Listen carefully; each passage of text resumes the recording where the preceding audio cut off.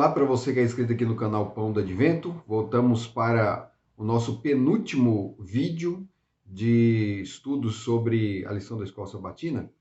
Nós estamos terminando já nesse trimestre aí uma série de estudos sobre vida, morte e eternidade. Então nós falamos aqui sobre a forma como o homem foi criado, como que é a natureza humana, e eu queria falar um pouco sobre a importância disso aí, porque você pode pensar assim, que diferença vai fazer para mim saber se o homem depois que morre, ele continua vivo, se a alma dele é mortal ou imortal, se tem alma ou não tem, qual é a diferença que isso faz na vida do cristão, do crente, né?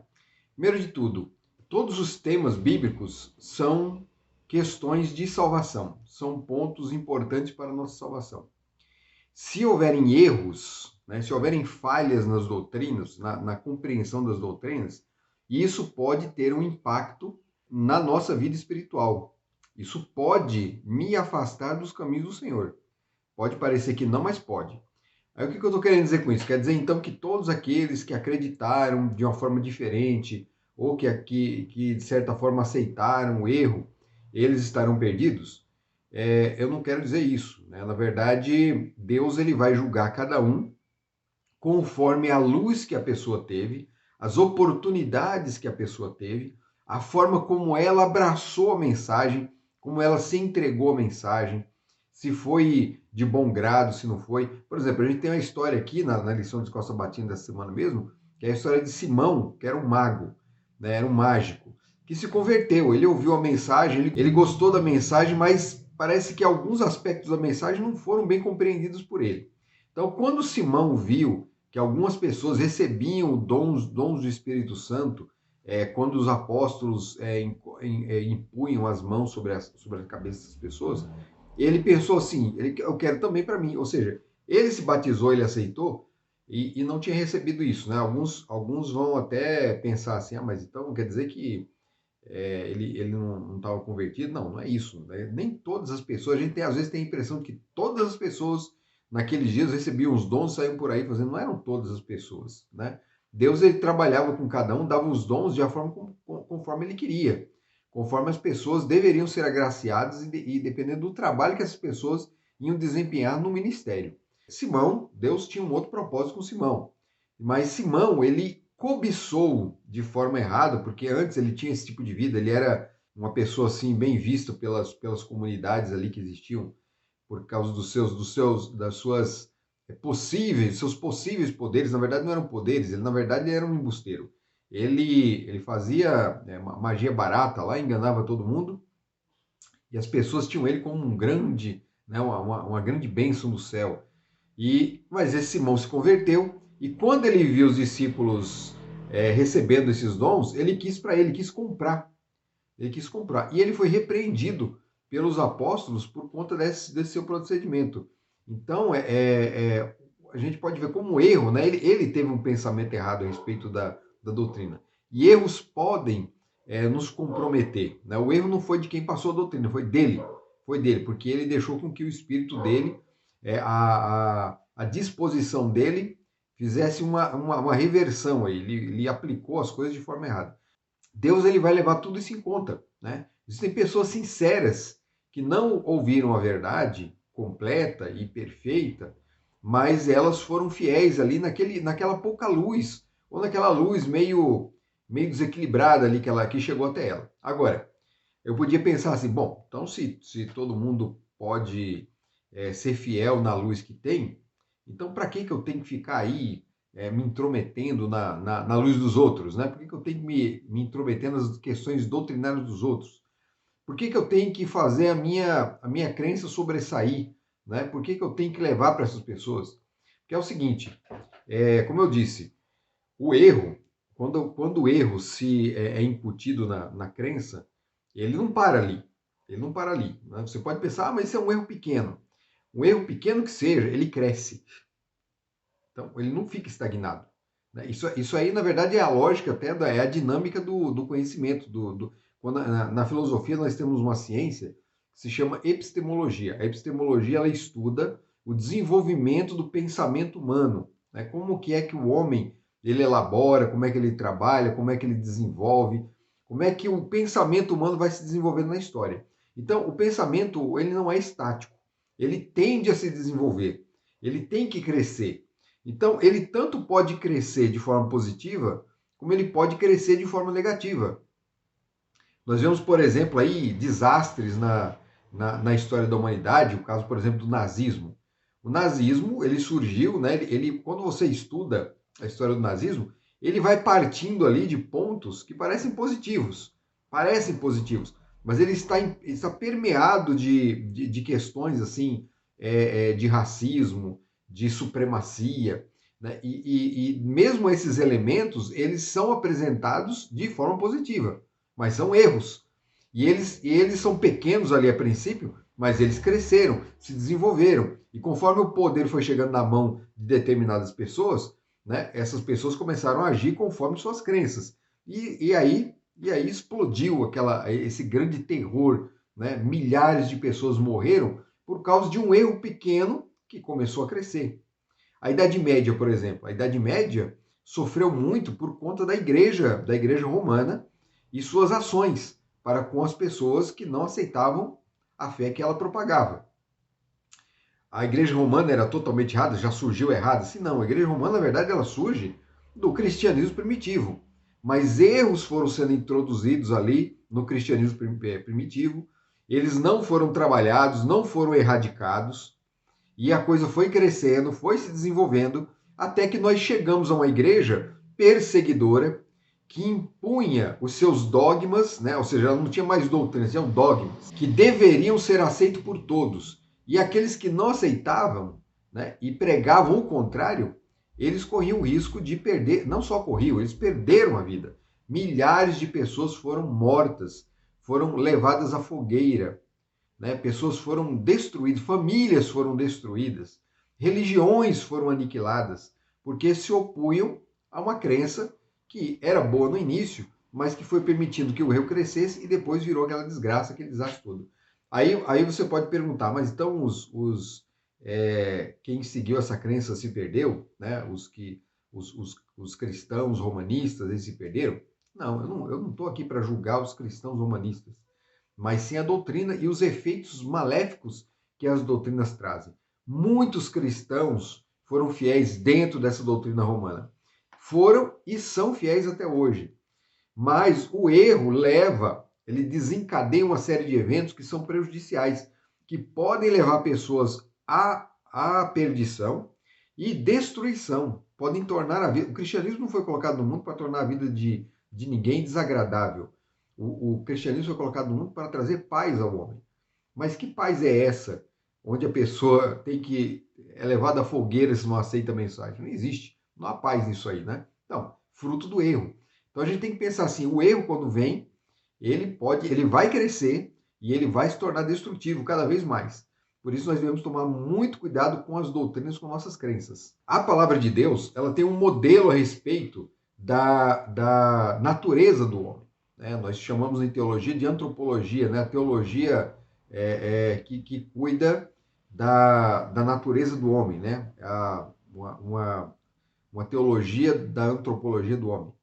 Então, como que é a natureza do homem segundo a palavra de Deus? Nós estudamos aqui que o homem, ele é um ser completo. Ele não parte daquela visão, né? A natureza humana não parte daquela visão grega que muitos adotam, que muitas religiões adotaram. Como que é a visão grega? A visão grega ela é dualista, tá? Não esquece desse nome não, dualismo. Como que é o dualismo grego? A gente fala grego, mas na verdade muitas religiões do passado e hoje ainda tem esse ponto de vista. Acontece que o nosso mundo ocidental ele foi muito influenciado pela a visão grega, a filosofia grega, e a igreja romana também, na Idade Média, ela foi impactada pela filosofia grega. Então, como é que isso aconteceu? Então, nós temos a figura aí na história da filosofia de Platão. Platão ele ensinava que havia um mundo ideal, o mundo das ideias, um mundo onde tudo era perfeito, de onde partiam os conceitos perfeitos, né? Os universais perfeitos que compunham que serviam de base para tudo aquilo que nós experimentamos fisicamente com nossos sentidos, né? Esse mundo aqui, esse mundo material que nós vivemos. Então havia um mundo, a gente pode, mais ou menos como se fosse um mundo espiritual mesmo, né? Platão ele não define exatamente como era esse mundo das ideias. Ele apenas estabelece que há o mundo das ideias, o mundo do perfeito, e há o mundo imperfeito, que é esse mundo sensível, o mundo que nós vivemos. O mundo que nós vivemos, ele não é perfeito e ele é mau. Ele é mau. O mundo das ideias, ele é perfeito e ele é bom. E na natureza humana existe esse dualismo, né? Existe essa parte que se corresponde com o mundo sensível, esse mundo que nós vivemos aqui, e nós temos uma alma imortal que se corresponde com o mundo, esse mundo ideal. Então, para que o homem alcance esse mundo ideal, ele tem que nutrir essa alma que ele tem. E a alma está associada à mente no pensamento de Platão. Então, conforme o homem aprende, desenvolve o intelecto, então, na verdade, esse é o único ponto positivo dessa doutrina de Platão aí, desenvolvimento do intelecto.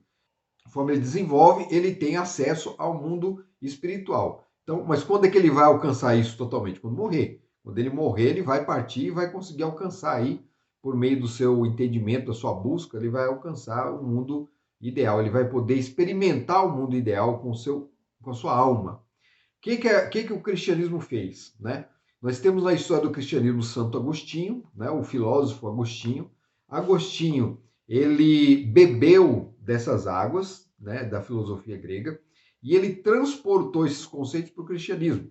Então, o que é o mundo ideal na visão romana de Agostinho? É o mundo espiritual, o mundo onde Deus habita, né? O mundo, o céu, né? Ele tem um livro que fala sobre a cidade de Deus, né? Onde ele faz esse paralelo aí entre o mundo espiritual e o nosso, né? E a Roma é a cidade de Deus aqui na Terra.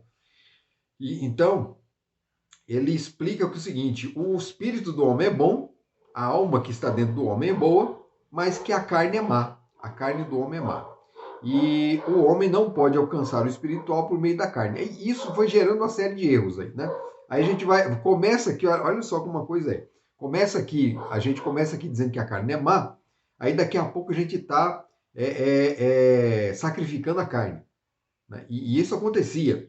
Né? Muitos cristãos católicos aí, até hoje praticam o esmurrar do próprio corpo, né? Eles levam ao pé da letra que Paulo falou. Paulo não estava falando de esmurrar o corpo no sentido físico.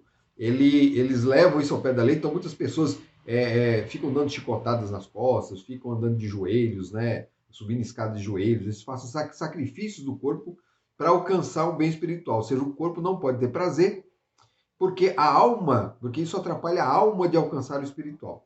Então, esse dualismo leva a uma série de erros. Então, tá vendo onde está o problema aí? A Bíblia não ensina isso. A Bíblia ensina que o homem, ele é composto ele é feito do barro e Deus soprou o fôlego da vida no homem. Quando o homem recebeu o fôlego da vida, né, o barro recebeu o fôlego da vida, ele se tornou uma alma vivente. Ele é uma alma, ele não tem uma alma, não tem um espírito, né? Esse espírito, esse fôlego vai ser chamado depois de ruar, né, em outras passagens da Bíblia, que é o espírito, é o fôlego, né? A palavra ruar significa fôlego, sopro, vento. Então, esse vento, ele que torna o homem vivo, ele não é uma entidade também. É como se fosse uma força ativa de Deus, uma energia de Deus para que o corpo se tornasse vivo. Quando ele se torna vivo, ele passa a ser uma alma vivente. O texto é bem claro. O texto de Gênesis é bem claro. O homem passa a ser uma alma vivente. Né? A passagem do Bíblia fala que assim, a alma que pecar, ou seja, o homem, o ser humano, essa morrerá. O ser humano morre, a alma morre. Nós somos a alma e somos mortais. Nós somos passíveis da morte. Se pecarmos, temos a recompensa, que é a morte. Então não existe isso de alma imortal. Depois do pecado, não existe imortalidade para o homem. O homem, ele tinha ali o acesso à árvore da vida no Éden e ele poderia viver eternamente comendo do fruto da árvore da vida. Veja que a imortalidade ela é condicional. Ele dependia do fruto para viver eternamente. Porque o único que tem imortalidade incondicional, o único que é imortal incondicionalmente, que possui em si a imortalidade, é o próprio Deus. Só Deus é imortal. Ele é eterno e imortal.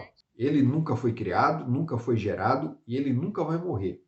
E quando eu falo disso, eu estou falando do Pai, do Filho e do Espírito Santo. Os três são assim.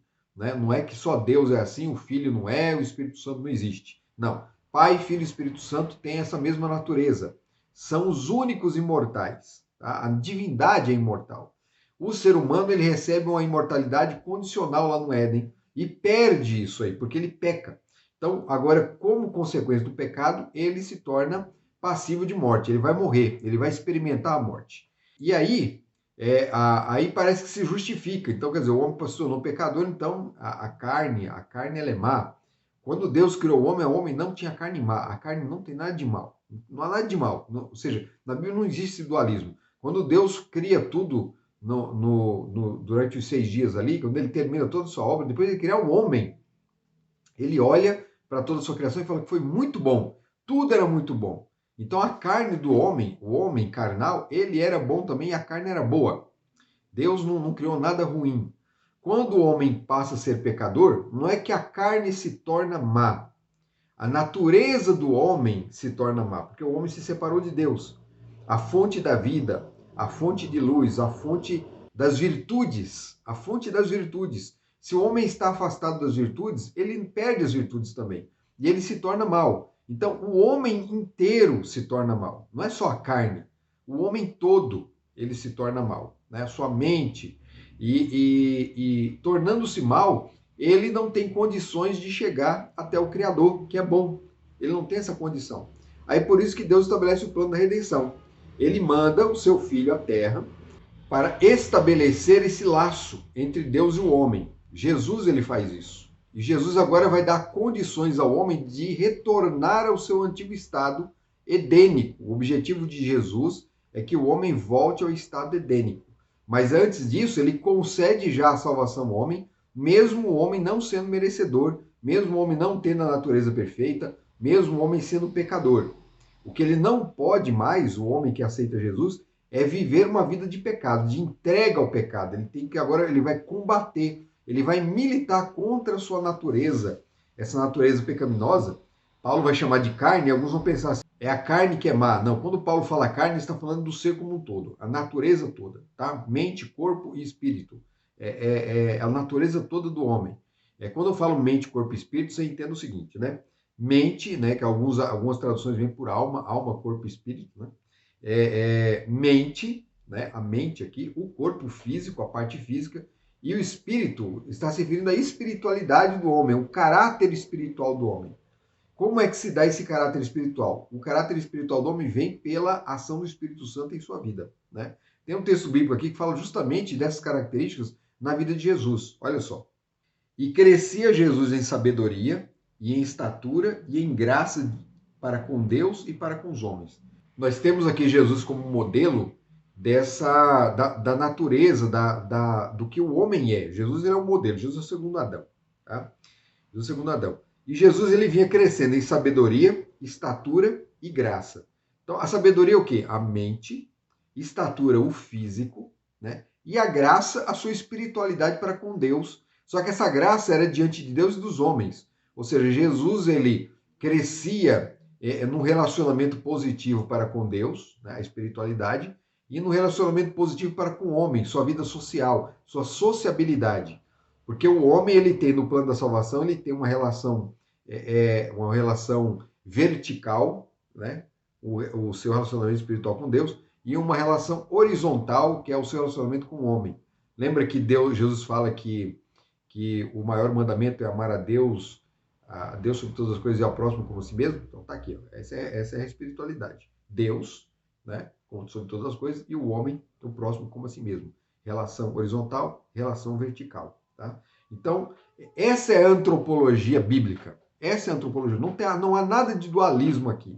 O que existe é Jesus, é um Deus, o Deus Supremo, Deus Eterno, que trabalha para restaurar no homem a imagem que foi perdida. O que se perdeu foi a imagem.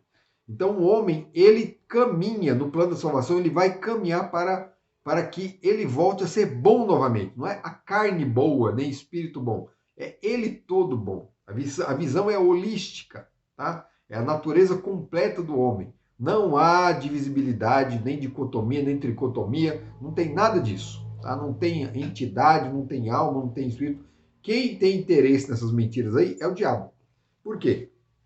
Porque o diabo lança suas mentiras e destrói os homens, né? Essas mentiras permearam a Idade Média, tornaram ela um mundo de trevas, trevas terríveis, né? Por conta disso, houve caça às pessoas, pessoas foram mortas, pessoas foram acusadas de bruxaria, né? Só para você ter uma noção, as pessoas acusadas de bruxaria na Idade Média, elas eram jogadas, mulheres, né? Geralmente eram mulheres jogadas na água, vivas, né, amarradas, elas eram jogadas nas águas. Se elas fossem bruxas, elas iam sair de lá. Se não fossem bruxas, morrer. Né? Ou seja, o plano, né, o plano inteligente do povo daquela época era de que a pessoa tinha que ser sacrificada. Né?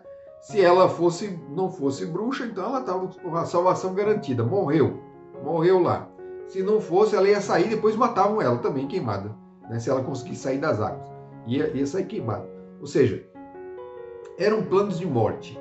Né? Não era o evangelho da paz, não era o evangelho da graça, não era o evangelho eterno.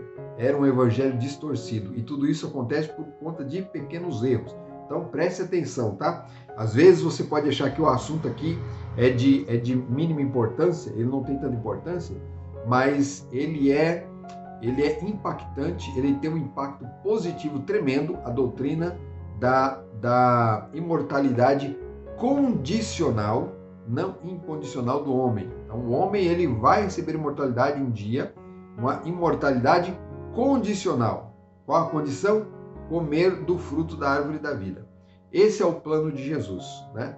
Que Deus abençoe você, que você continue nessa jornada aprendendo, desenvolvendo nesse caminho aí e aprendendo mais da palavra de Deus para não ser enredado por esses erros, tá? Porque esses erros só levam à destruição. Nós cremos na salvação pela fé, nós cremos na ressurreição, e a ressurreição é do corpo completo. O corpo, mente e espírito. Espírito no sentido de espiritualidade, tá? Nada de fantasminha dentro do corpo, não. Não existe isso. Não existe isso. A única coisa que habita no nosso corpo, né, falando de espírito, é o Espírito Santo. O Espírito Santo, ele tem o nosso corpo como seu templo. É a única coisa. E o Espírito Santo é que tem que habitar em nós.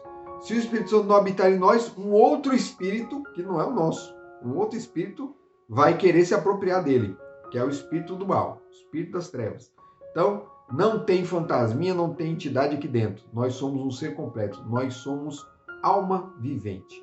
Deus abençoe você. Até o próximo vídeo. Tchau.